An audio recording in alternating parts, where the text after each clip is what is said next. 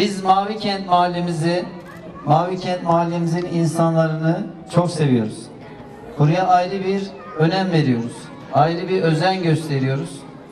Burada başka mahallelerde olmayan imkanları buraya taşımaya çalışıyoruz. Buraya geldik, daha önce parkımızı yapmıştık.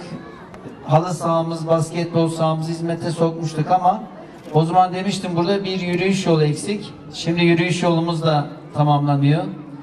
Ayrıca bu yolun geniş olmasından dolayı buraya bir bisiklet yolu yapalım dedik. Aslında bu bisiklet yolu hiçbir mahallede yok. Böyle özel bir alan. Tabii şimdi bisiklet yolunu yapınca da bisiklet de burada kullanmak lazım. Dedim ki gidin Mavi Kent mahallemizde oturan insanlarımızı, evleri tek tek ziyaret edin. Şimdi biz başarıyı ödüllendiriyoruz. Öğrencilerimize en çok hediye veren belki Türkiye'deki belediye Şahinbey Belediyesi'dir. Bunu açık yüreklilikle söylüyorum. Başkası varsa gelsin. Tüm Türkiye için söylüyorum. Belki de dünyada yok. Şimdi gençlerimize her ay kitap veriyoruz. İşte gençlerimiz söyledi. Eşofman takımı dağıtıyoruz. Forma dağıtıyoruz. Spor ayakkabısı veriyoruz. Ve ben başarıyı ödüllendirmek istiyorum. Burada bir ayrımcılık yaptık aslında. Pozitif ayrımcılık.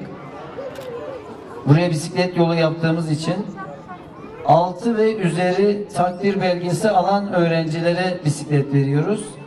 Burada sayıyı biraz arttırmak için 3'e kadar düştük. Yani 3 ve üzeri takdir belgesi alan çocuklara şu anda, gençlerimize bisiklet veriyoruz.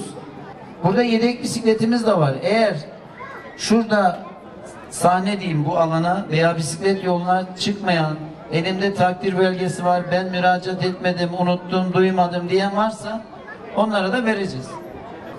Evet, ben tekrar geldiğiniz için, katılımınız için hepinize teşekkür ediyorum. Allah hepinizden razı olsun. Hepinize hayırlı akşamlar diliyorum.